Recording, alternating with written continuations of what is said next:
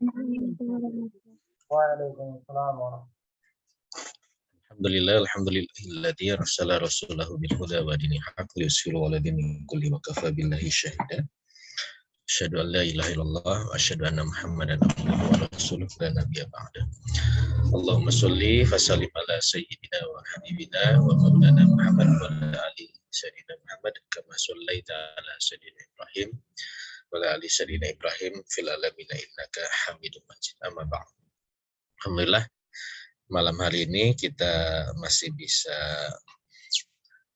melanjutkan kajian karena karunia nikmat iman, Islam, nikmat sehat nih. Insyaallah kita panjatkan kesyukuran kita kepada Allah Subhanahu wa taala, sehingga dengan kesyukuran yang kita panjatkan, Allah sesuai janjinya akan menambah, la in syakartum la azidannakum, dan mudah-mudahan kita juga terhindar dari kufur nikmat. Orang yang mengkufuri nikmat Allah, inna azabi lasyadid, ya. Dan kita terhindar dari azab Allah yang sangat pedih. Ikhwan, akhwat, bapak-bapak, ibu-ibu sekalian, kita masih membahas bab 5 di kitab Mafahim Siyasi, masih tentang hukum internasional, atau dalam bab di kitab itu disebut sebagai konvensi dan undang-undang internasional. Tadinya kita akan pilih 4 ya.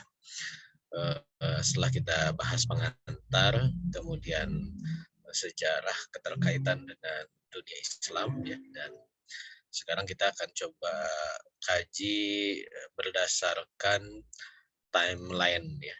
Tadinya mudah-mudahan bisa tuntas sesuai dengan judul kita ya, dari perjanjian Westphalia sampai PBB. Cuman kalau saya baca ternyata cukup panjang ya.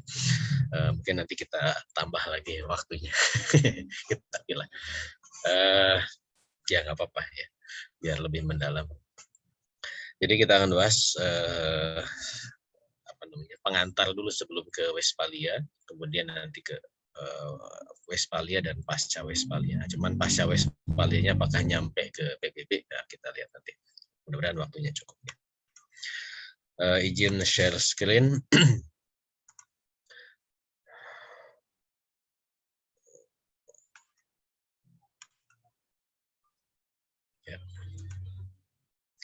Ya, sebelumnya sudah kita bahas bahwa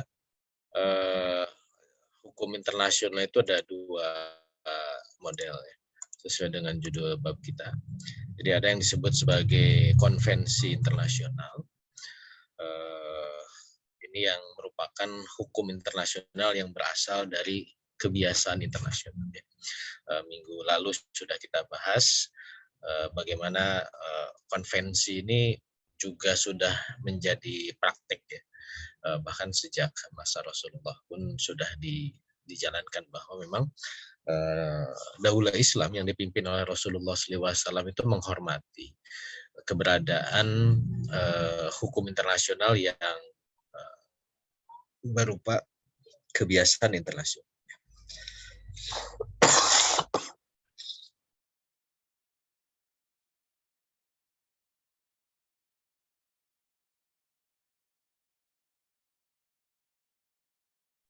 Ya, mohon maaf. Seperti yang minggu lalu kita bahas, misalkan bagaimana peristiwa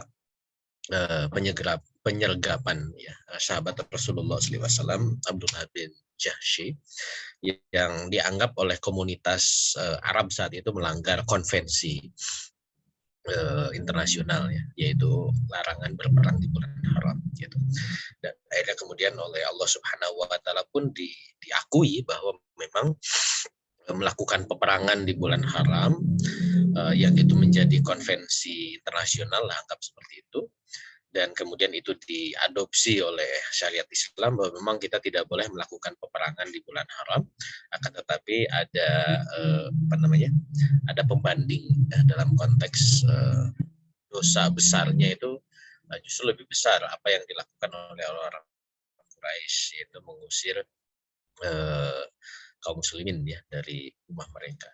Jadi kalau saya lihat di sini ada dua konvensi yang kemudian dimunculkan. Yang pertama adalah larangan berperang di bulan haram, yang kedua adalah larangan mengusir dari tempat tinggalnya ya, atau melakukan pengusiran dari atau penjajahan lah, kurang lebih begitu kalau kita mau bandingkan gitu.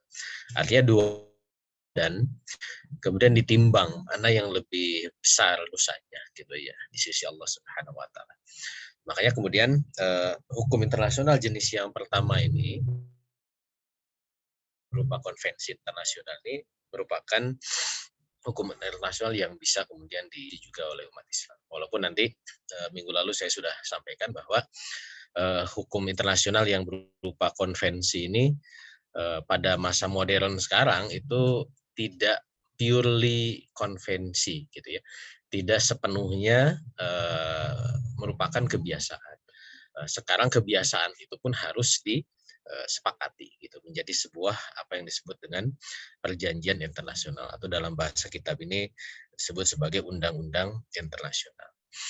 Apa itu perjanjian internasional atau undang-undang internasional? Itu adalah hukum internasional yang berasal dari kesepakatan gitu ya. Jadi bukan kebiasaan, tapi kesepakatan yang mungkin di dalamnya ada kepentingan, ada tujuan, terutama dari pihak-pihak yang ingin mengatur dunia gitu ya. Nah, siapa negara-negara yang ingin mengatur dunia? Kembali ke pembahasan sebelumnya, itu adalah negara-negara adidaya ya, negara-negara superpower gitu ya. Mereka mengkamuflase apa yang disebut sebagai hukum internasional seolah-olah menjadi hukum bersama, padahal itu adalah perpanjangan tangan dari kepentingan mereka ya. Nah, itu yang nanti akan kita bahas di pertemuan sekarang ya. Karena kalau tentang konvensi kan sudah di minggu lalu, kita akan dalami tentang jenis yang kedua dari hukum internasional, yaitu perjanjian internasional atau undang-undang internasional. Dan di kitab ini diurai secara kronologis bahwa memang munculnya berbagai perundangan internasional itu adalah menunjukkan bukti ada kepentingan dari negara-negara adidaya gitu ya. Jadi undang-undang atau hukum internasional itu memang syarat dengan implementasi atau penerapan dari keinginan-keinginan negara adidaya. Nah, itu yang akan ditunjukkan di dalam pembahasan kita ya. Dan memang itulah tipikal hukum internasional saat ini. Sejak perjanjian Westphalia, makanya kasih judulnya sejak Westphalia sampai modern, sampai sekarang sebenarnya. Makanya nanti kita coba secara kronologis ya, seperti apa proses bagaimana kemudian negara-negara adidaya ini mereka memainkan dalam tanda kutip ya, atau mungkin nggak usah tanda kutip juga ya, benar-benar memainkan hukum internasional itu untuk mewujudkan kepentingan mereka. Dan memang itu sudah menjadi maklumun ya kalau dalam bahasa ini, menjadi sesuatu yang diketahui dan di apa ya di apa ya, semestinya maklumun ya, sesuatu yang real, nyata gitu. Makanya kalau ada yang masih menganggap bahwa hukum internasional itu netral gitu ya, hukum internasional itu hukum yang terbaik, free of value, bebas nilai gitu ya, penuh dengan kebaikan, itu harus kita ajak mendalami tentang realitas dari hukum internasional gitu. Kami di orang-orang yang mempelajari hukum internasional itu sudah maklumun, memahami bahwa memang hukum internasional itu ya syarat dengan kepentingan-kepentingan negara berpengaruh, negara adidaya. Jadi memang kitab ini luar biasa ya, sudah straight, langsung menunjukkan realitas bahwa itulah memang hukum internasional. Makanya kembali yang saya agak sindir ya di pertemuan sebelumnya, kalau merujuk kepada hukum internasional, apa itu disebut piagam PBB, akan dijadikan sebagai sumber hukum, ya ini perlu diajak untuk mendalami apa itu hukum internasional. Terlebih nanti kita akan masuk ke pembahasan apa itu PBB, apa itu piagam PBB, bagaimana proses pembuatannya, dan bagaimana mereka memainkan hukum internasional untuk mewujudkan kepentingan mereka. Tapi sabar ya, nanti kita akan nyampe juga ke PBB. Tapi supaya kronologis kita coba telah pelan-pelan. Baik, ini masih yang minggu lalu ya, review sedikit. Dan nyata ya secara historis bahwa memang hukum internasional itu kemunculan awalnya itu lahir dari upaya negara-negara Eropa untuk menahan, membendung, mengurangi eksistensi dari Daulah Islam saat itu, Daulah Utsmaniyah. Gitu ya. Nah, ini sudah juga maklumun semestinya kalau kita memahami secara kronologis kemunculan dari hukum internasional. Kecuali kalau kita memang mempelajarinya hanya sekedar normatif ya, hanya membahas timeline normatif gitu. Tapi kalau kita lakukan analisis terkait dengan proses kemunculan perjanjian-perjanjian yang ada, itu tidak lebih dan tidak kurang, itu adalah dalam rangka konsolidasi negara-negara Eropa untuk mempertahankan eksistensi mereka ketika berhadapan-hadapan dengan Daulah Islam Utsmaniyah. Ya. Ini ada buku yang silakan. Kenapa mereka khawatir terhadap Turki Utsmani? Ini sekilas ini juga sudah kita singgung. Bagaimana kemudian Turki Utsmani ini ya karena memang Daulah Islam adalah daulah yang ekspansif ya secara teritorial, dengan perintah untuk menyebarkan Islam sebagai rahmatan lil alamin. Ada tugas negara untuk menyampaikan dakwah ilal alam gitu ya. Dan ketika upaya dakwah ke seluruh penjuru ini menemui hambatan-hambatan fisik gitu ya, makanya kemudian hambatan-hambatan fisik itu harus disingkirkan ya. Maka kemudian muncullah tugas Daulah Islam itu untuk melakukan penaklukan atau jihad gitu. Dan akhirnya kemudian ya sejak masa Rasulullah dilanjutkan oleh Khulafaur Rasyidin, dilanjutkan pada kekhilafan Bani Umayyah, Bani Abbas ya, dan terakhir pada masa kekhilafan Turki Utsmani pun mereka melakukan aktivitas dakwah dan jihad itu gitu. Makanya kemudian Ottoman Empire gitu ya, kekhilafan Turki Utsmani itu melakukan proses ekspansi. Nah, problematiknya dengan Eropa adalah karena memang Utsmani ini dia bermula dari Asia kecil ya disebutnya. Asia kecil ini semenanjung Asia Barat Daya ya, di daerah ya Turki sekarang gitu, yang warnanya coklat tua. Akhirnya mereka melakukan ekspansinya itu ya suka tidak suka, mau tidak mau pasti akan sampai ke negara-negara Eropa. Sampai mereka melakukan futuhat ya ke Balkan ya, daerah Serambinya, kemudian masuk ke wilayah Eropa Timur, Transilvania gitu ya, sampai kemudian menggedor di Austria Wina gitu ya. Makanya negara-negara Eropa itu menjadi negara-negara yang berhadap-hadapan langsung dengan Turki Utsmani. Rusia itu selalu perang dengan Utsmani, kekaisaran Rusia saat itu, dan juga kekaisaran Hungaria ya, Bulgaria dan seterusnya, yang akhirnya kemudian mereka bisa ditaklukkan, termasuk juga Austria. Nah, walaupun memang pada masa akhir kemudian dengan kelemahan ya yang dialami atau diderita oleh Turki Utsmani pun, mereka mengalami ya namanya juga roda ya, terus berputar, kadang di atas kadang di bawah, mengalami inflation ya, penurunan atau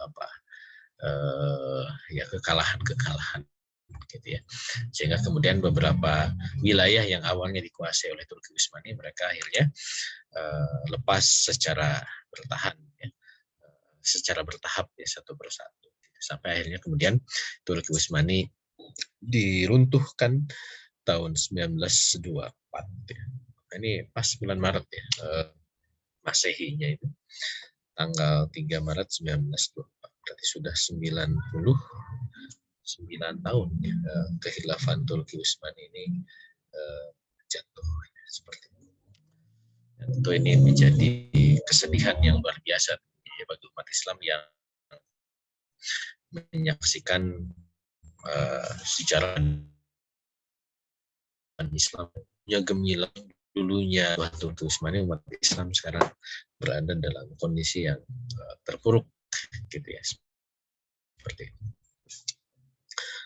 Baik, nah inilah situasi di Eropa ya pada tahun 1500-an. Jadi memang Eropa sendiri kan negara mereka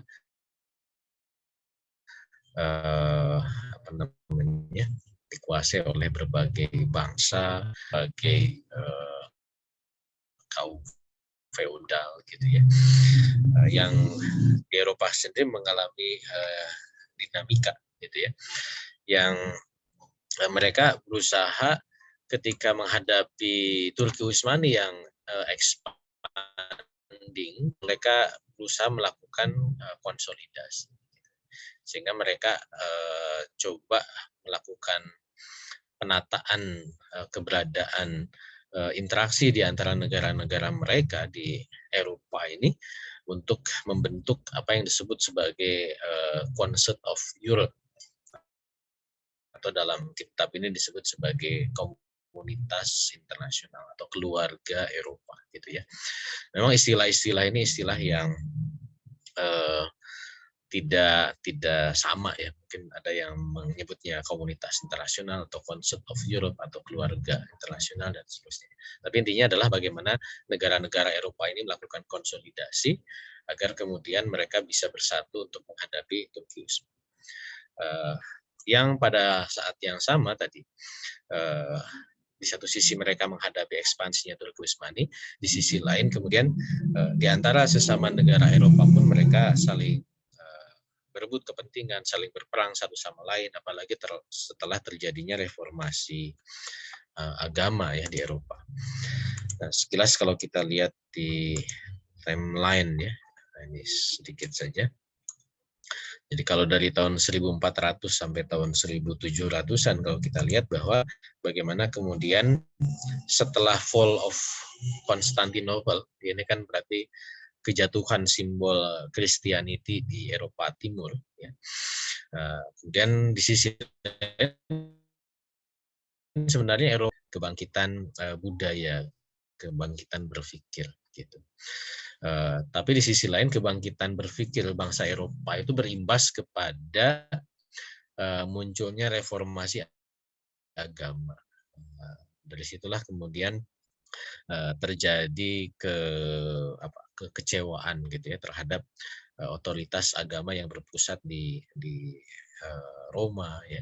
Hanya kemudian muncullah gerakan Protestanisme ya, kemudian muncullah peperangan lah di antara mereka. Terjadilah perang 30 tahunnya. Dari tahun 1618 sampai 1648.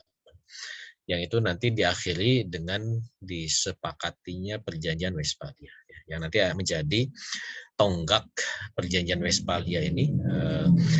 Kalau dalam kajian kita jadi tonggak kemunculan hukum internasional.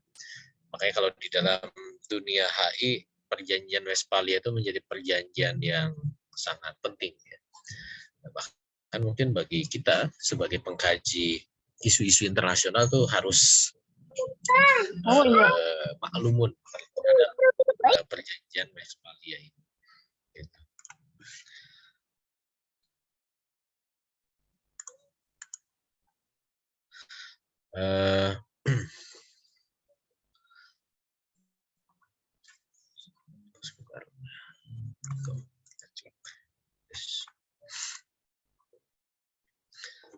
Ya.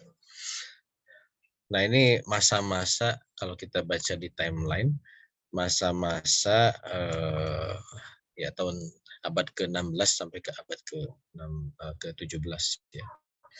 Jadi di satu sisi ada empire yang memang dia punya kekuasaan, kemudian juga di situ ada Belanda, ya. Sedangkan yang lain itu masih kecil.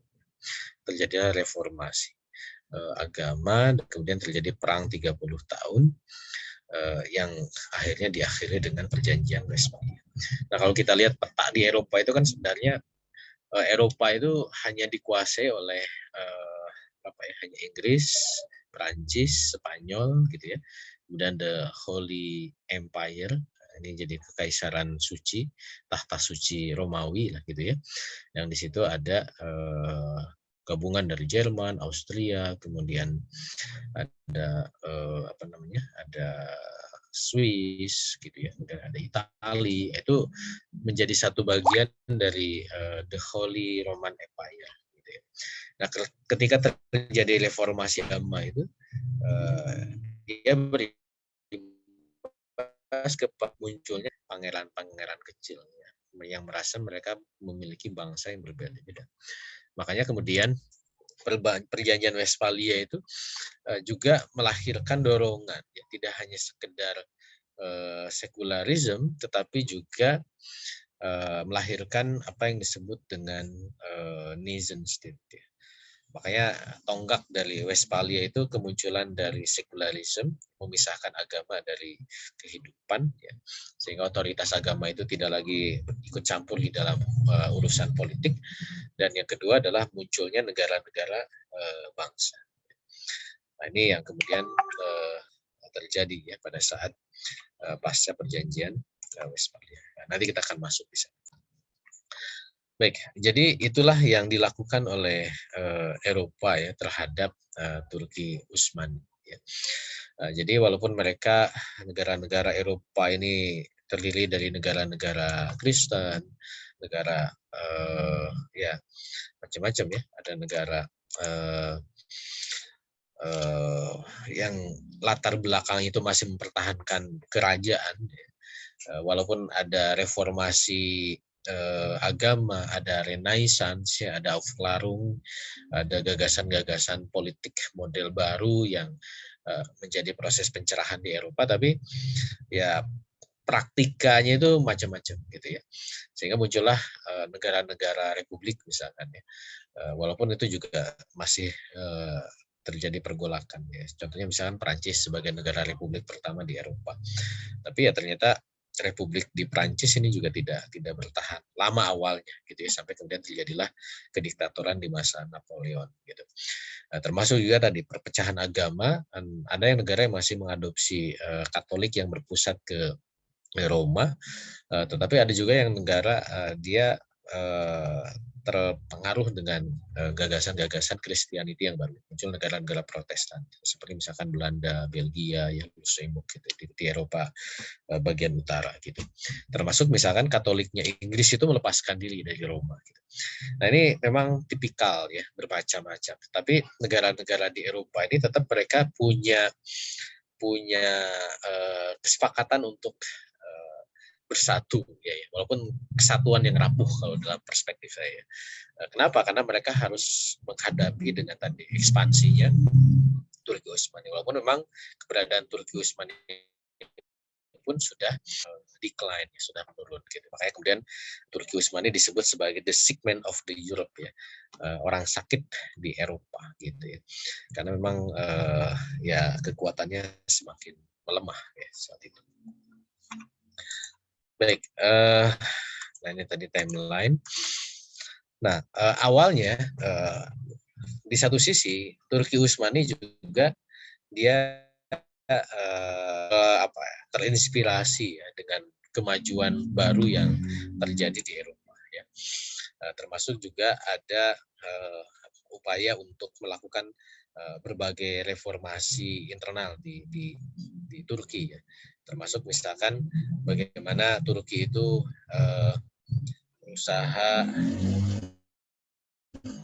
kemajuan yang terjadi di Eropa. Gitu. Salah satunya adalah Usmani bergabung dengan keluarga internasional yang dibangun di Eropa. Gitu. Nah, cuman ya, nah memang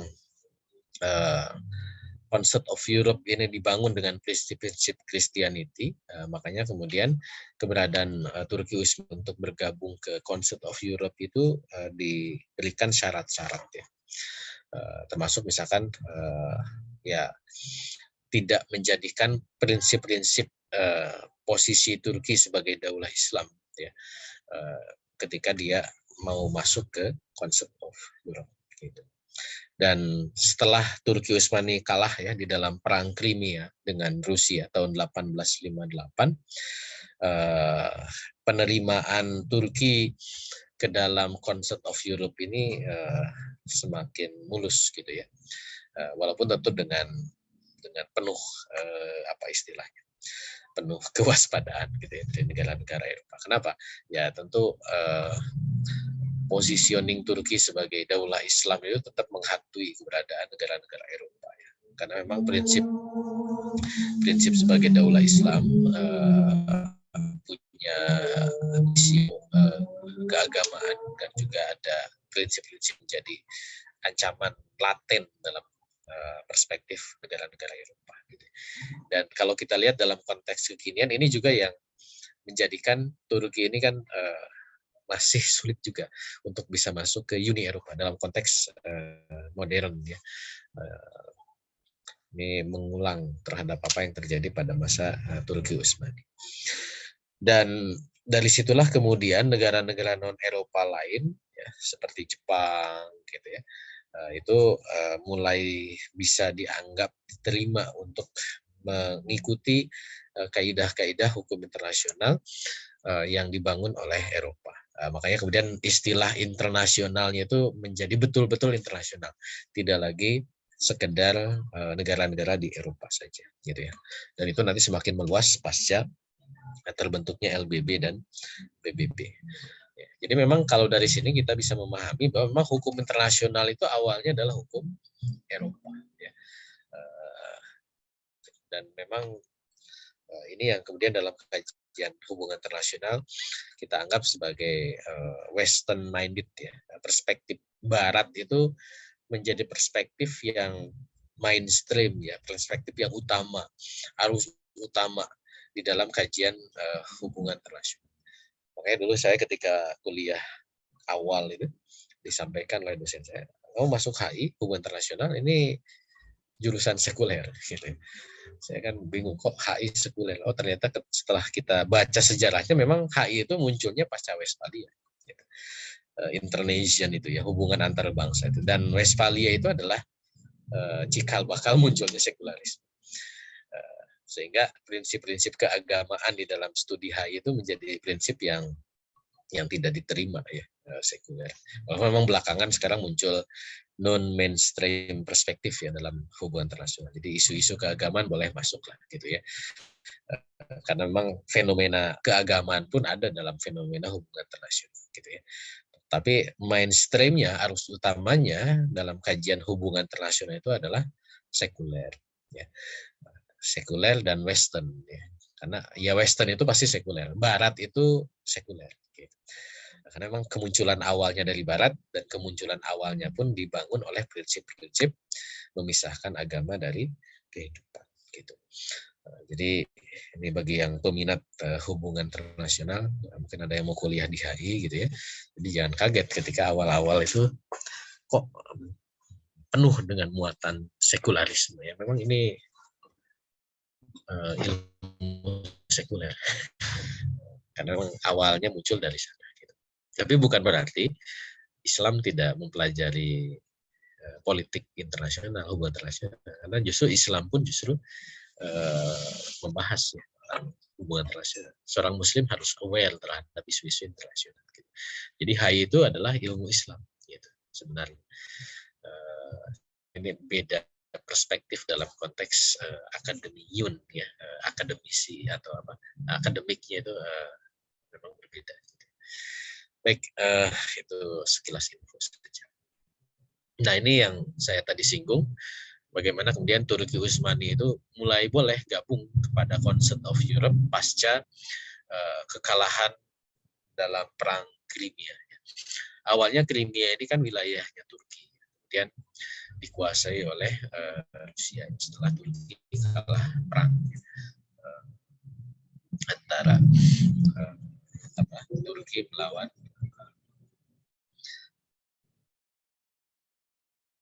Rusia. Nah, ini mengulang kalau kita menyimak isu Ukraina. Ya. Crimea ini kan wilayah Ukraina. Ya. Kenapa kok Ukraina itu ada yang Muslim gitu ya? Karena memang itu wilayah Islam dulu, Ukraina itu. Cuman dulu diambil alih oleh Rusia. Bukan diambil alih, memang berebut ya, gantian saling berebut lah. Gitu. Awalnya terakhir dikuasai oleh Turki, kemudian pada tahun 18-an ini, akhirnya kemudian dikalahkan Turki ini oleh Rusia. Rusia bergabung dengan Britania, dengan Inggris. Oke, nah ini ya tadi sudah dalam peta yang lain ya, bagaimana Turki yang kemudian semakin melemah ya, kalau kita lihat dari timeline waktunya ya, kemunduran dari ya Turki Utsmani itu bertahap sejak tahun 1717 wilayah Turki itu semakin berkurang ya. Tahun kemudian lepas ya. Misalkan Aljazair itu mulai lepas tahun 1830, Tunisia 1881, Libya ya Tripoli itu. Kalau ini menjelang Perang Dunia ke-1 ya. Mesir awalnya juga Turki, dia lepas ya tahun 1805. Ya, termasuk wilayah Hijaz, ya, ini kan wilayah Mekah, Madinah, Suriah ya, sampai ke Irak. Ini awalnya wilayah Turki. Cuman dia lepas pasca Perang Dunia ke-1 ya. Termasuk kalau di wilayah Eropa ya, wilayah Balkan ini mulai lepas tahun 1717. Ini tadi yang saya sebut Sebastopol, ini wilayah Crimea. Nah, ini 1855 ya. Jadi ini lepas dari Turki masuk ke wilayahnya Rusia. Sampai hanya Turki tersisa yang tinggal Turkinya saja. Jadi kalau lihat peta decline ini sedih ya. Awalnya negara besar ini ya. Kecil. Ya, Masya Allah. Mudah-mudahan kita tergerak untuk bisa membangun lagi daulah Islam yang adidaya ya, yang berpengaruh di dunia, insya Allah. Baik, nah kita masuk ke tatanan hukum internasional pasca Westphalia.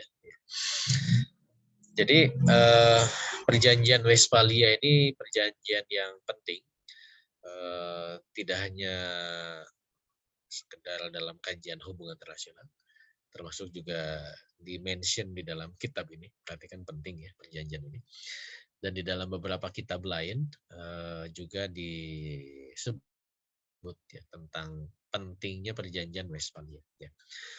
Sehingga kita harus betul-betul memahami tentang eksistensi keberadaan dari perjanjian Westphalia ini. Ya. Perjanjian ini saya lupa ya, dimasukkan lain sini dulu. Jadi perjanjian ini dibuat tahun 1648. Dia perjanjian yang dibuat setelah mengakhiri perang 30 tahun ya.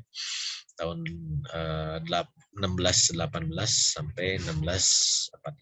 Jadi ada 30 years wars ya, perang 30 tahun gitu. Perang ini dipicu oleh reformasi agama. Ada religious wars. Jadi ketika muncul reformasi agama di Eropa, Protestan ya, terhadap Katolik, kemudian kaum Protestan ini berkolaborasi dengan para pangeran ya, para bangsawan, dan diadopsi, dan mereka kemudian mendapatkan dukungan, akhirnya mereka melakukan penentangan terhadap bangsawan-bangsawan yang menganut agama Katolik. Terjadilah peperangan yang luar biasa di Eropa. sampai akhirnya disepakati, diakhiri dengan 2 kesepakatan ya. Tadi pertama adalah nation state, ya, prinsip negara bangsa. Yang kedua adalah prinsip sekularisme.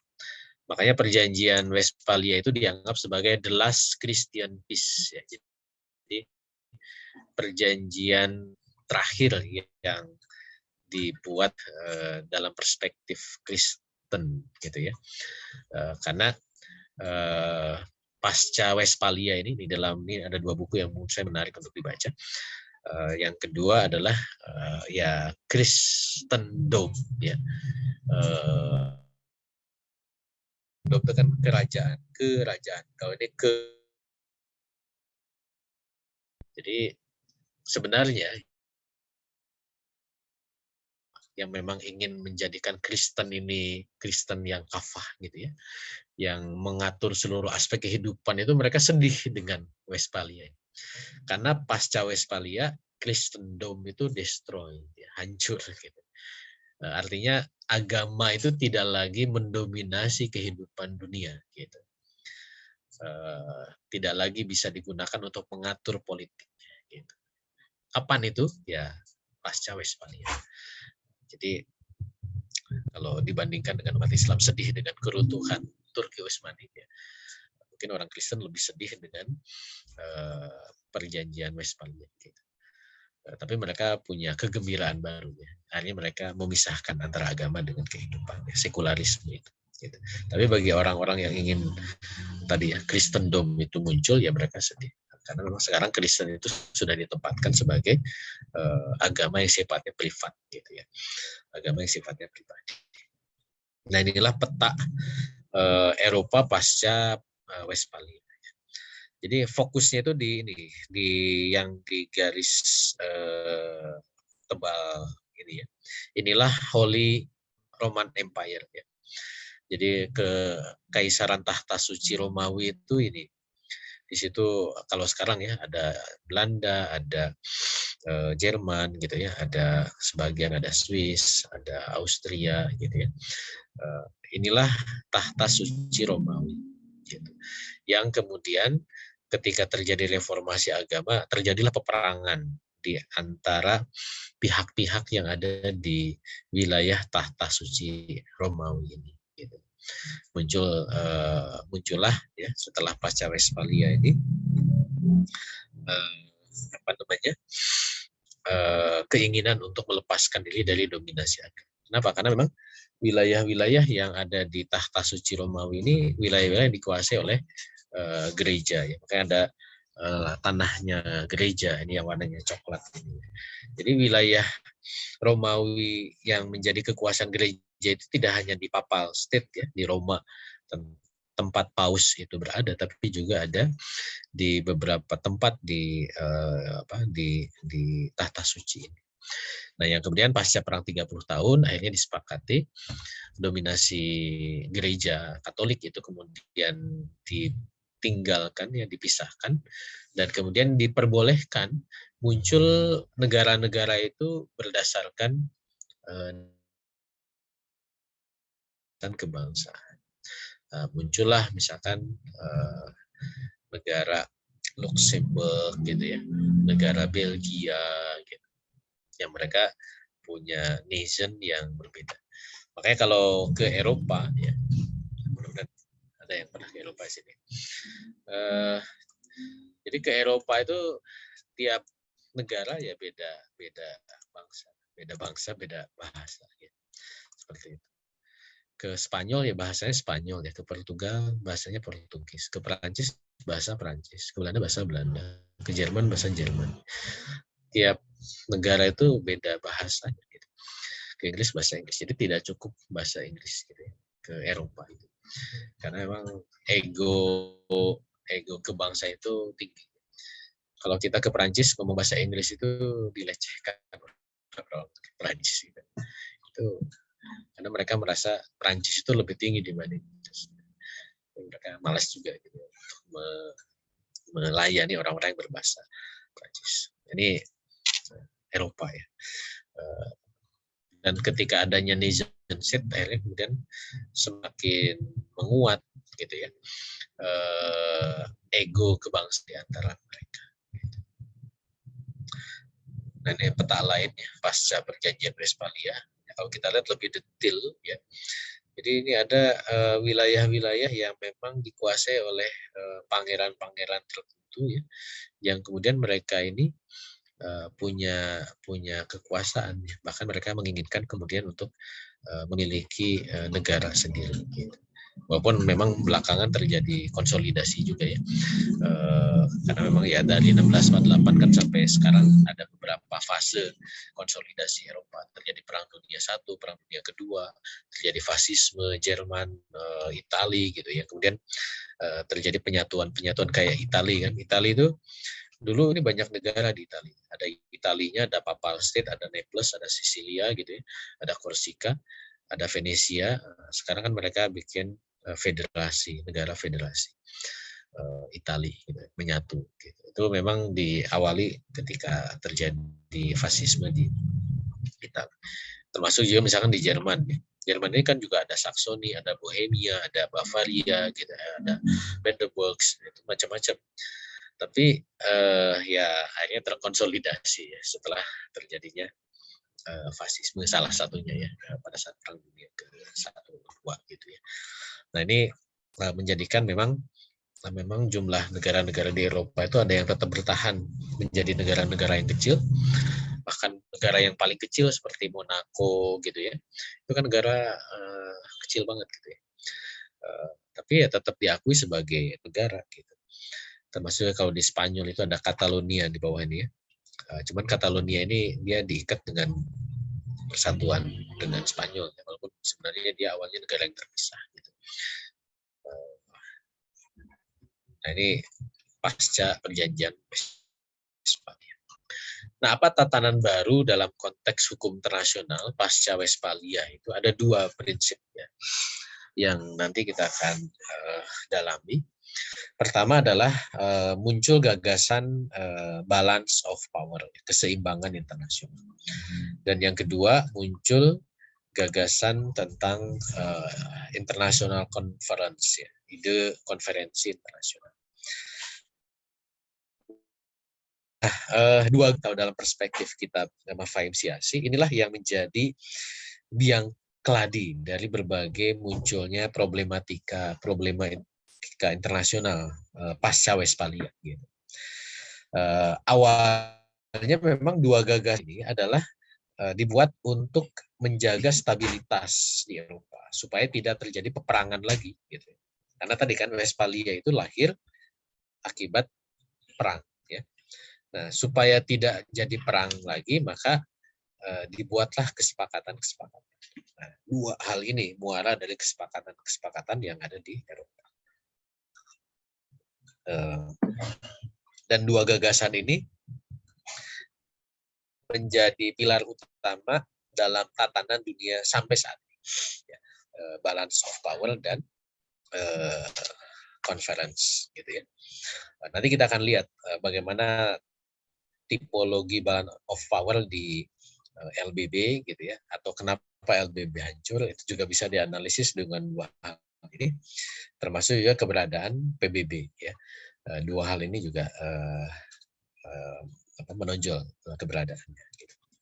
Nah, kita coba lihat satu persatu. Mungkin nanti yang conference ini yang cukup panjang, tapi nanti kita akan berikan pengantar dulu ya. Nah, yang pertama tentang balance of power. Apa sih balance of power itu? Jadi balance of power ini logikanya sederhana. Jadi kalau ada negara melakukan ekspansi atau penyerangan negara lain, maka negara-negara yang kemudian tidak setuju dengan ekspansi ini, dia berusaha berkumpul untuk menyeimbangkan diri. Gitu. Misalkan ada negara yang dia superpower, gitu ya, punya kekuatan untuk ekspansi. Maka negara-negara yang level berikutnya mungkin dia bukan superpower, level 2 gitu ya, negara independen gitu. Mereka mengkonsolidasi kekuatan sehingga superpower ini dia tidak punya keberanian untuk melakukan ekspansi. Sehingga dengan begitu terjadilah keseimbangan kekuatan, dan dengan adanya keseimbangan kekuatan maka terjadilah pencegahan untuk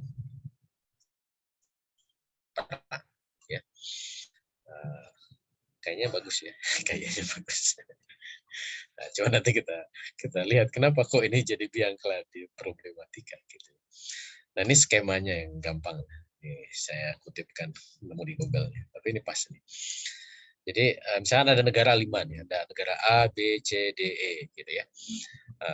Jadi gimana sih cara munculnya balance of power, keseimbangan kekuatan. Jadi kalau ada negara A yang menguat, cara menyeimbangkan itu harus muncul negara D yang setara dengan A. Berarti poin yang pertama, increasing their own power.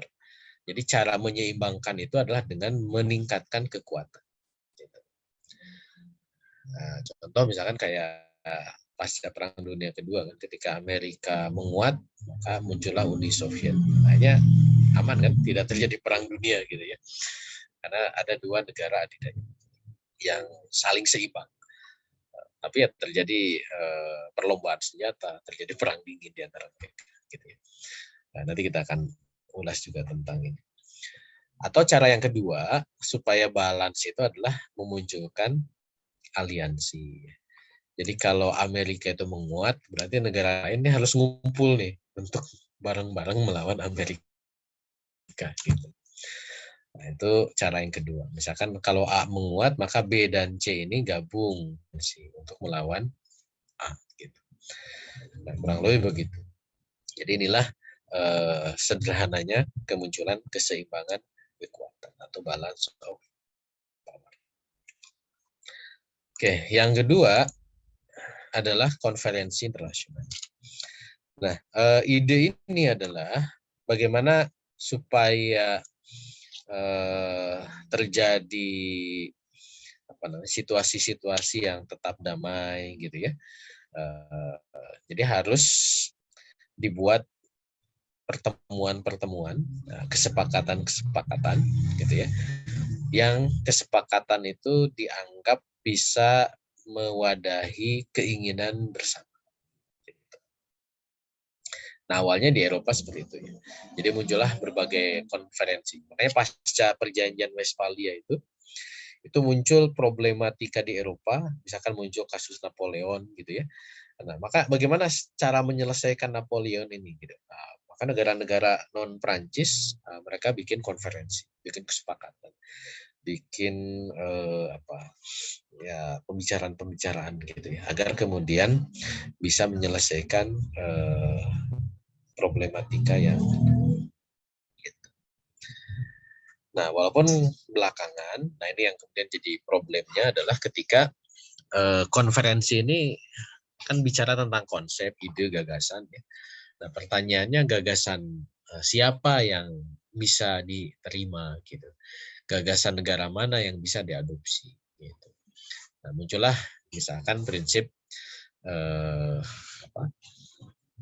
one state one vote ya, ada pemungutan suara antar negara. Nah, walaupun faktanya nanti dalam kasus LBB itu gagal ya. Karena balik lagi ke kapabilitas negara itu tidak sama. Negara-negara yang punya power itu belum tentu mau mereka berbagi suara dengan negara-negara yang tidak punya itu. Makanya muncul nanti tipologi yang ketiga ya, muncul gagasan organisasi internasional yang bisa mewadahi kepentingan negara-negara adidaya. Nah, ini yang kemudian kenapa disebut menjadi biang ya dari problematika. Kenapa? Karena memang akhirnya gagasan-gagasan yang muncul dari konferensi ini diklaim sebagai kesepakatan bersama, diklaim untuk kebaikan semua negara, diklaim untuk kebaikan semua umat manusia, padahal itu adalah ide gagasan yang syarat dengan kepentingan negara-negara tertentu, utamanya negara-negara. Nah, dua gagasan ini muncul atau diimplementasikan pada kasus Napoleon. Siapa itu Napoleon? Nah, Napoleon ini nih sekilas ya. Jadi Perancis ini dulu kan negara feodal, ya. Kemudian terjadilah revolusi Perancis. Ya. Ketika ada keinginan Perancis ini meninggalkan kediktatoran, ya, muncul 3 slogan Perancis. Ya. Liberty, Fraternity, and Equality. Itu dilambangkan dengan 3 warna bendera Perancis.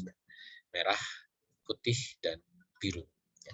Liberty, kebebasan, fraternity, persaudaraan, dan equality, kesetaraan, gitu ya. Nah, ini kemudian feodalisme itu dihancurkan dan ternyata ya revolusi Prancis ini tidak sesederhana. Jadi memunculkan gagasan yang kayaknya ideal itu tidak semudah itu, gitu ya. Makanya kemudian balik lagi muncul kekuasaan yang sifatnya kediktatoran. Napoleon lah yang kemudian menjadi orang yang muncul ke muka seolah-olah dia pembela republik, ya, pembela rakyat Prancis, tapi faktualnya dia mengulangi feodalisme ala Prancis sebelum masa republik, gitu, dengan sistem kemiliteran. Ya. Makanya Napoleon itu dia menjadikan Prancis sebagai negara ekspansif, ya. Ya terjadi peperangan antara Prancis dengan berbagai negara-negara yang ada di Eropa. Sampai merangsek ke Spanyol, merangsek ke wilayah Jerman, gitu, bahkan sampai berhadapan-hadapan dengan Rusia. Dan disitulah bahkan sampai ke Mesir, ya. Bahkan ada isu bahwa Napoleon masuk Islam di Mesir, ya walau alam ya. Ya mungkin terinspirasi ya dengan kemuliaan Rasulullah SAW. Nah, cuman pada kasus invasi ke Rusia akhirnya kemudian mengalami kekalahan dan akhirnya kemudian Kekaisaran Perancis dihancurkan tahun 1815 yang dilahirkan perjanjian Wina, ya, untuk kemudian mengakhiri atau ya apa namanya membuat Prancis itu tidak lagi punya keinginan ekspansif. Nah, ini contoh 2 gagasan ini. Muncul balance of power itu ketika Prancis ekspansif, maka negara-negara Eropa yang lain dia melakukan konsolidasi berkelompok gitu untuk melakukan balance of power. Gitu. Akhirnya kemudian diperangi bareng-bareng gitu ya Prancis itu, dan akhirnya kemudian bisa dikalahkan. Siapa yang bareng-bareng menyerang Prancis? Ya Austria, Inggris, Prusia, dan Rusia. Ya. Dan kemudian itu yang disebut sebagai Big Four, 4 negara besar di Eropa, ya. Austria, Inggris, Prusia, dan Rusia. Prusia ini yang belakangan jadi Jerman. Nah, Prancis salah satunya kan. Ini kemudian 5 besar di Eropa itu dengan Prancis. Gitu. Nah, dari situ kemudian tatanan Eropa itu dikembalikan lagi seperti sebelum masa Napoleon yang sifatnya ekspansif, gitu ya. Dibagi-bagi lagi, gitu ya. Ini ada territorial change, ya. Perubahan teritorial, ya. Austria dia dapat beberapa wilayah, Inggris juga, kemudian Belanda, ya. Rusia, gitu ya. Dan yang lainnya. Gitu. Nah, ini implementasi awal bagaimana kemudian 2 gagasan tadi, balance of power dan konferensi itu dijalankan. Balance of power-nya itu terlihat dalam peperangan melawan Napoleon. Konferensinya itu tadi muncul konferensi Wina 1815 yang kemudian mereka menyepakati situasi di Eropa pasca Napoleon itu harus seperti apa. Dan itu kepentingan bersama di Eropa. Ya. Nah, ini konferensi internasionalnya di Eropa. Dikembalikan lagi keseimbangan, kemudian dikembalikan lagi kepemilikan wilayah. Ya. Rusia, Austria, dimunculkan negara-negara baru yang kemudian untuk menjadi buffer state. Ya. Contoh Belgia itu disatukan dengan Belanda jadi buffer state untuk menghalangi ekspansi Prancis. Kemudian Swiss diposisikan sebagai negara netral. Ya. Makanya kenapa Swiss itu tidak terlibat di dalam peperangan. Ya, karena dia sudah ya, di Eropa disepakati dalam konferensi Wina 1818 ini sebagai negara netral, tidak boleh ikut perang, tidak boleh juga perang. Karena emang susah juga ya kalau yang pernah ke Swiss itu negara yang punya benteng alami Swiss itu. Makanya terkenal dengan keindahan pegunungannya gitu ya. Karena memang negara di tengah-tengah Eropa, pegunungan ya, nyerangnya susah, ya, dia juga susah nyerang negara lain sebenarnya gitu. Tapi itu menjadi negara strategis untuk bikin perjanjian, bikin apa gitu di sana gitu. Ya, itu Swiss ya. Nah, ini peta ya tadi pasca perjanjian Wina ya 1815. Oke, peta yang sama ya. Jadi dikembalikan dengan sebelum ekspansinya Prancis.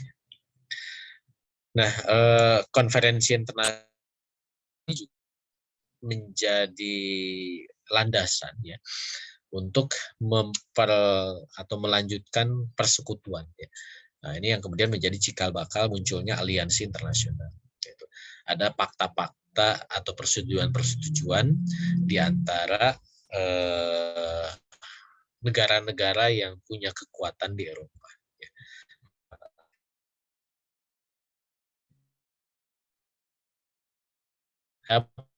5 negara tadi ya. Rusia, Austria, Inggris, dan Prancis. Nah, itulah koalisi awal atau koalisi negara-negara adidaya di Eropa yang di sisi lain mereka itu ngatur negara lain kan. Tadi saya sebut ya. Mereka ngatur Swedia gitu. Ngatur gimana Belgia itu digabung itu harus gitu. Nah, itu diatur oleh negara-negara adidaya. Makanya kemudian kenapa konferensi internasional ini menjadi sepertinya bagus ya. Ada diskusi-diskusi, kesepakatan, tapi yang diskusi itu adalah negara-negara yang punya power gitu, negara-negara adidaya. Mereka lah yang ngatur. Nah, ini yang kemudian menjadi template ya, sesuatu yang diikuti ketika muncul LBB dan PBB belakang. Oke. Nah, perjanjian atau konferensi Wina itu diperkuat dengan perjanjian Aix-la-Chapelle ya. Ini nama kota di Prancis ya. Jadi kelima negara tadi, Rusia, Inggris, Prusia, Austria, dan Prancis, akhirnya kemudian bikin aturan atau bikin kesepakatan. Agar apa? Agar kemudian tidak memunculkan intervensi bersenjata atau revolusi militer. Jadi akhirnya mereka bersepakat berlima itu menjadi penjaga tatanan komunitas internasional, setidaknya di Eropa. Ya. Karena memang masih Eropa. Gitu. Dan ini terjadi untuk kemudian mengantisipasi kemungkinan-kemungkinan terjadinya berbagai intervensi negara-negara lain gitu ya, termasuk salah satunya adalah Daulah Utsmani. Ya apalagi Daulah Utsmani semakin melemah. Ya. Baik, mungkin sampai sini dulu ya untuk tahap awal dari tatanan Westphalia. Jadi Westphalia sampai Aix-la-Chapelle dulu ya, belum sampai PBB. Nah ini kalau sampai PBB masih panjang. Ya. Khawatir waktunya nggak cukup. Baik, itu dulu Bang Azhar. Kalau ada yang mau didiskusikan, saya persilakan.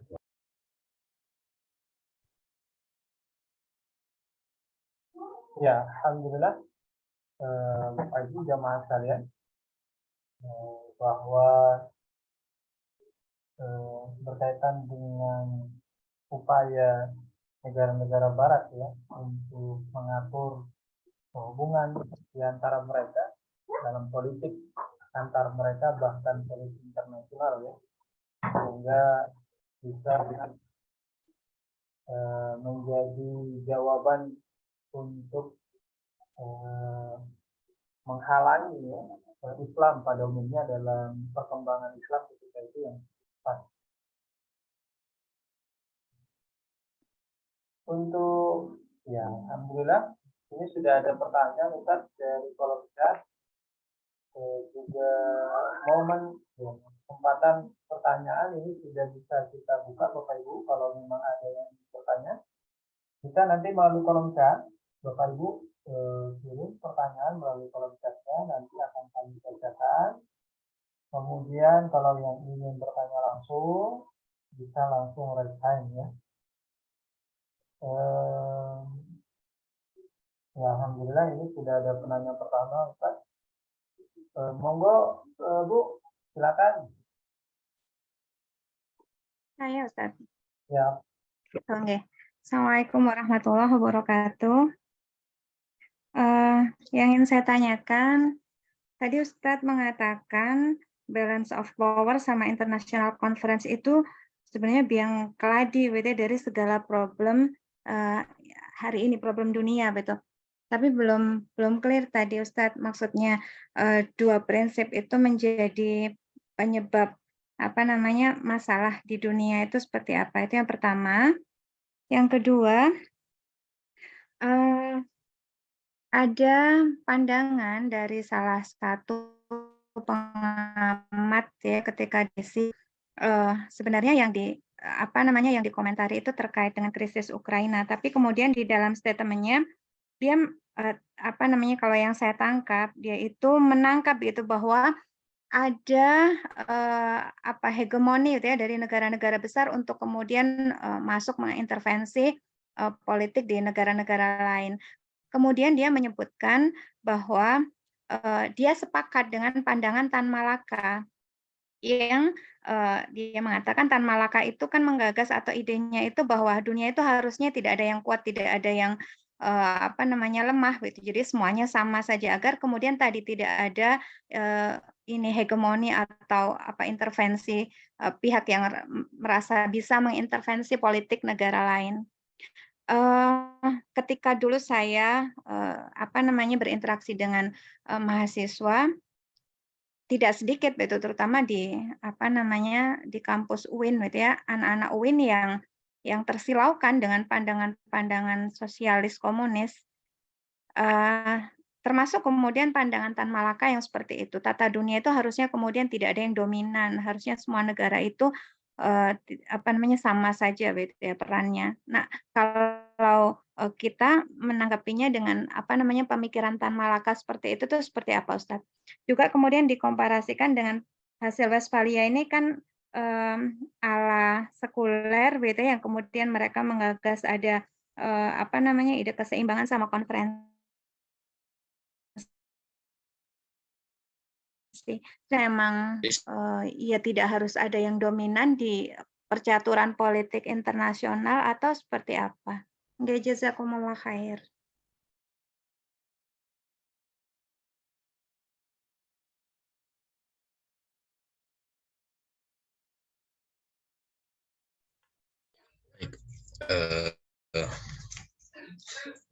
Satu-satu dulu ya.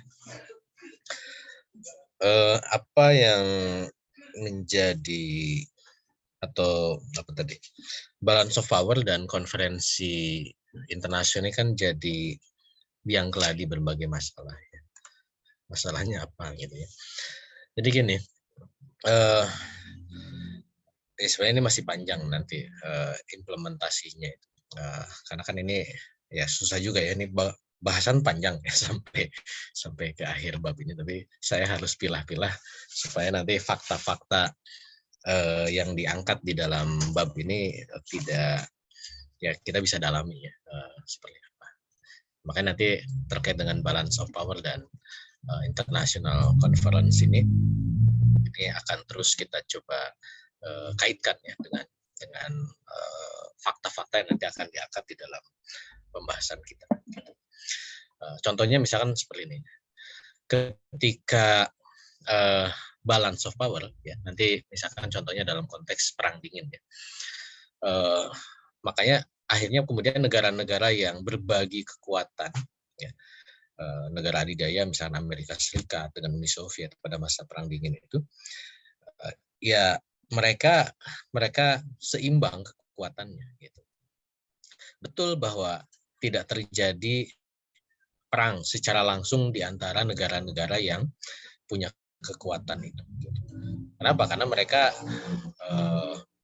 kalau istilah Jawa itu tiji tibe gitu ya, apa tiji tibe, mati siji mati kabeh gitu ya. Kalau Amerika nyerang Uni Soviet pakai nuklir membalas Amerika pakai Uni Soviet membalas Amerika pakai nuklir, maka mati kabeh gitu ya, mati semuanya gitu. Maka supaya tidak mati kabeh, mati semuanya, karena mereka kekuatannya sangat besar dua-duanya, implikasinya bukan berarti tidak terjadi perang, karena perang itu menjadi tabiat ya, negara-negara punya ambisi. Kita sudah bahas dalam persaingan negara-negara adidaya, mereka selalu berusaha untuk menjadi negara adidaya, saling mengalahkan satu sama lain. Cuman kan nanti cara mengalahkan itu seperti apa? Ketika situasinya itu balance, gitu. Makanya muncul upaya pelemahan dengan salah satunya misalkan melibatkan negara-negara dunia ketiga. Implikasi dari balance power itu misalkan muncul proxy war, ya. Jadi yang berperang itu proksinya, bonekanya. Yang proksi ini dikendalikan oleh negara-negara adidaya. Gitu. Contoh yang menarik itu misalkan di Asia Tenggara, gitu ya. Itu dugaan kuat bahwa memang, ya, atau di Indonesia lah, ketika pada masa Orde Lama menjelang peralihan ke Orde Baru itu kan kentara. Bagaimana kemudian persaingan antara Amerika dengan Uni Soviet di level global itu terimbas kepada situasi politik dalam negeri di Indonesia. Gitu. PKI akhirnya kemudian mendapatkan ruang karena memang ada support dari Uni Soviet, dari Cina, gitu ya, yang komunis, gitu.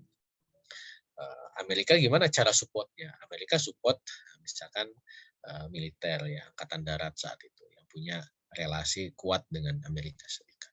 Gitu.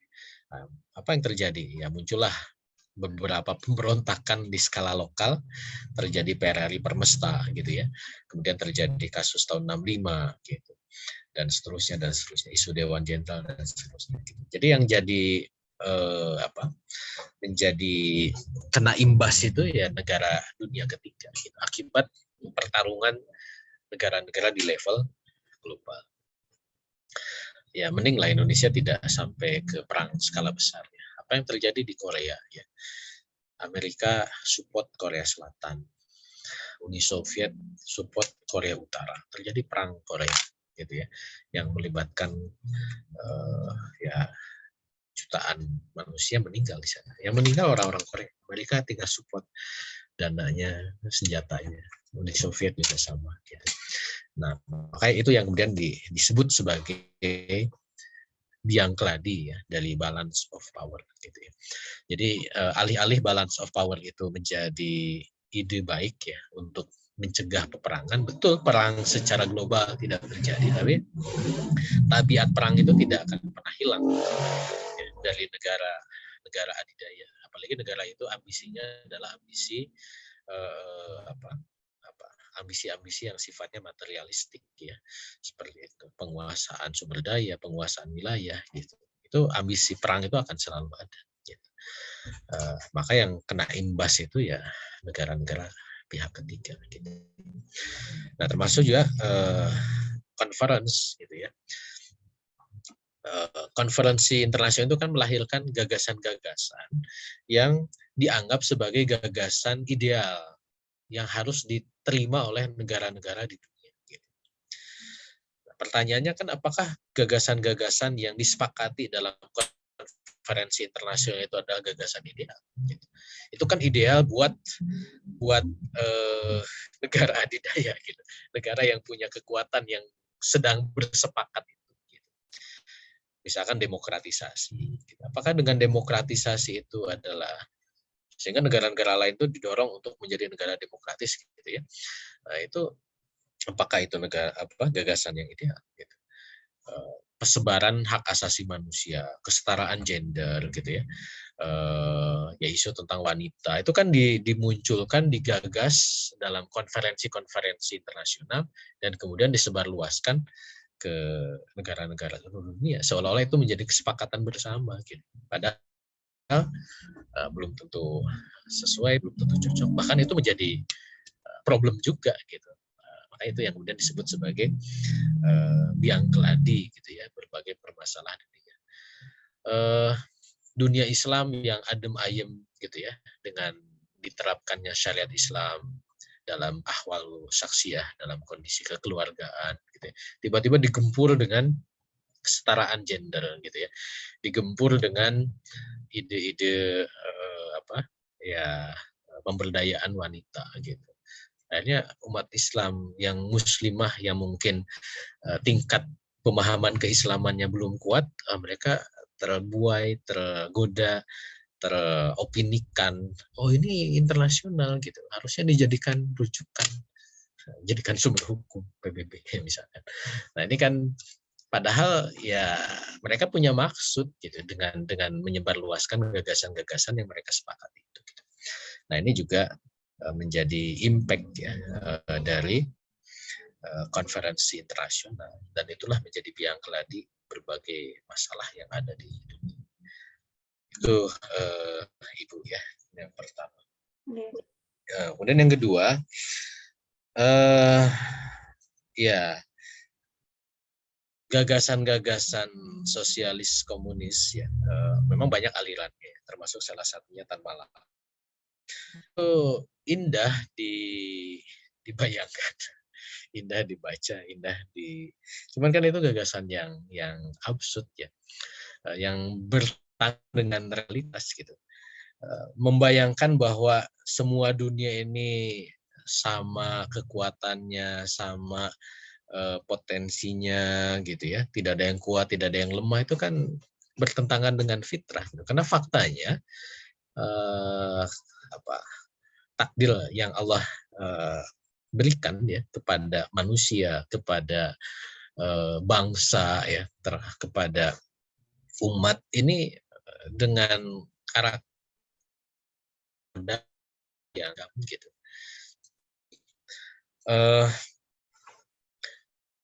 Vision bangsa. Kenapa kok ada bangsa yang penduduknya banyak gitu ya? Bangsa Melayu bereproduksi.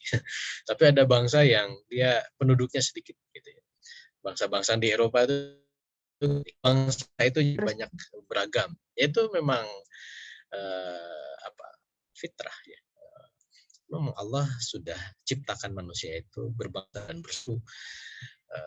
Dan berbangsanya itu dengan jumlah yang tidak sama gitu. Tidak bangsa Indonesia 100 juta, Malaysia 100 juta, kan tidak begitu di plottingnya gitu ya. Itu ya sesuai dengan kealamiahan manusia gitu.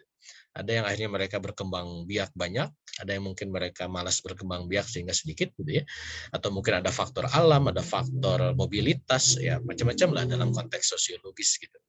Akhirnya kemudian melahirkan ketika mereka membuat sebuah negara, leveling kapabilitas negaranya, kekuatan dan kelemahan negaranya juga beragam gitu. Nah, caranya kan gimana supaya negara itu sama? Kan nggak logis gitu. Supaya negara ini sama kuat gitu ya, tidak ada yang kuat, tidak ada yang lemah. Apa kemudian dibikin pembatasan jumlah penduduk, pembatasan mobilitas, pembatasan tempat tinggal dan seterusnya.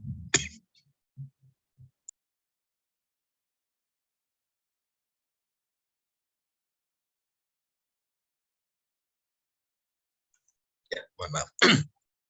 Jadi itu tidak logis, absurd ya, dan ya nggak masuk akal gitu. Jadi diajak berpikir secara rasional gitu ya. Nah kan masalahnya gini, kalau memang Allah kodarkan, fitrahkan beragam ya, Lalu bagaimana caranya supaya tetap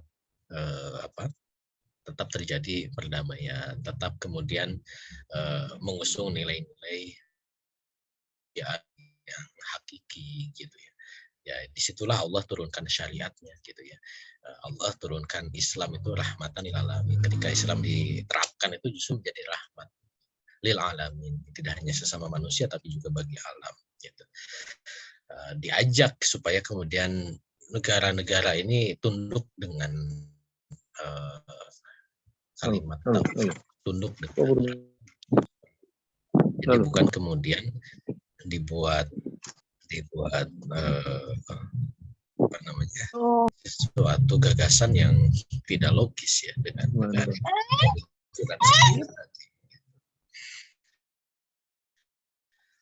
itu yang kedua ya.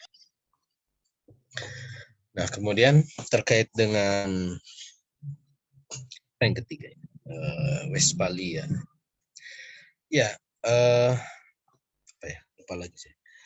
Yang ketiga itu gimana? Boten sampun sudah cekap Ustaz. Oh sudah ya. Okay, Ya, sampun.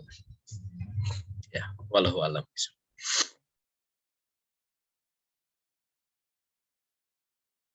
Alhamdulillah. Masih ada waktu Ustaz? Ini ada pertanyaan dari kolom chat ini. Ya. Dari Mufitri ya. Ya. Ya, apakah larangan perang di bulan haram itu wajib diikuti? Ya, karena ini menjadi konvensi, maka larangan berperang di bulan haram itu tetap diikuti. Nah, cuman kan nanti ada pengecualian ya. Artinya kalau sifatnya, nanti kita bisa rujuk ya dalam beberapa kitab para ulama. Artinya kalau perang ofensif itu tidak dilakukan. Jadi memulai perang di bulan haram itu tidak dilakukan. Tapi kalau perang defensif untuk melawan serangan musuh, nah itu bisa bukan dilanggar ya. Artinya itu menjadi pengecualian terhadap peperangan di bulan haram gitu.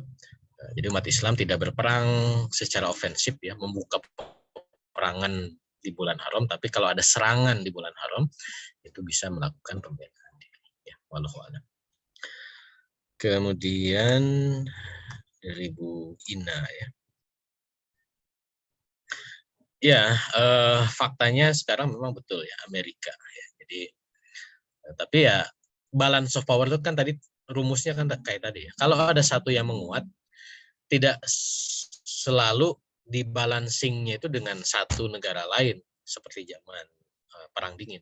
Tapi bisa dibalancingnya dengan beberapa negara yang bersatu, berkumpul untuk melawan Amerika. Gitu.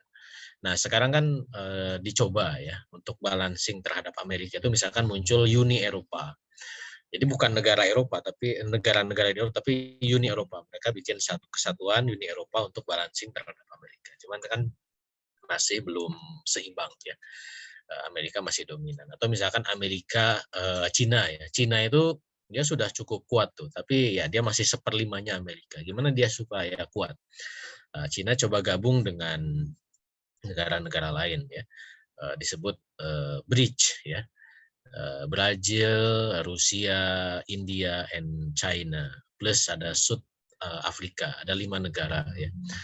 Walaupun memang ya tentu namanya juga gabungan negara-negara ya, itu syarat dengan ya kepentingan masing-masing, tidak selalu bisa satu kata untuk melawan Amerika gitu.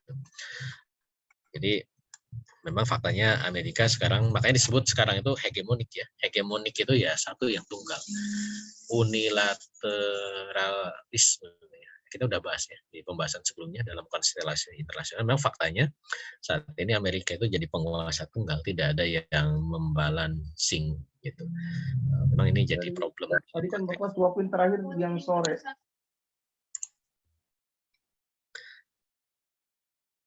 Oke, bisakah kita bangkit selama masih Amerika berkuasa ya? Kita harus bangkit ya umat Islam.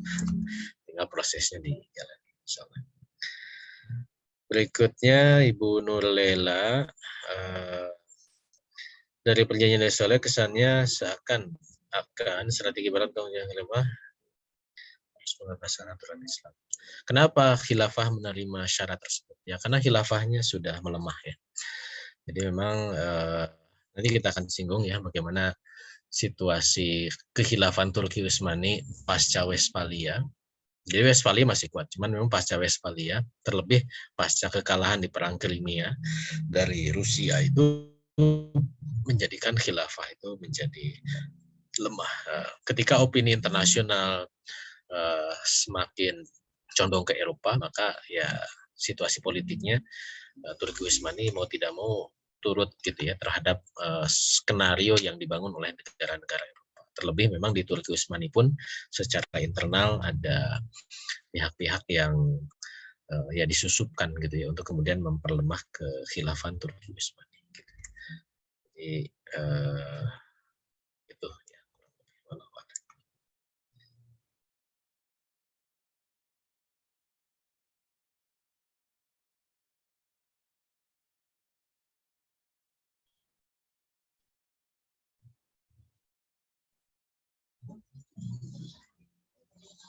Dari Bu Azimah mungkin hampir sama ya.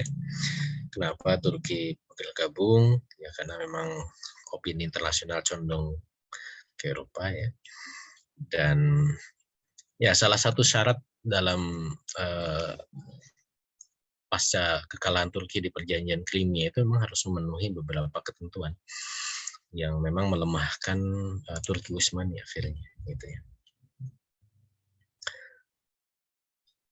Konferensi perjanjian. Jadi konferensi itu ininya ya, pertemuannya. Perjanjian itu hasil. Jadi kalau dalam terminologi ada perjanjian, ada konvensi, itu produknya. Konferensi itu pertemuannya.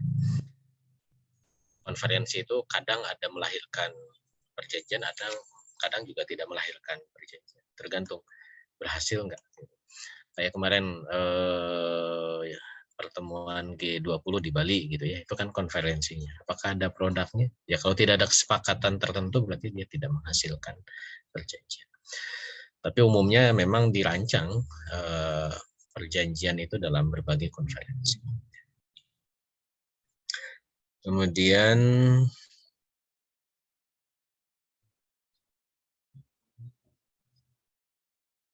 dari Ibu Arbalina. Ya, tentang Rusia Ukraina ya. Ini masih situasi yang sekarang ya.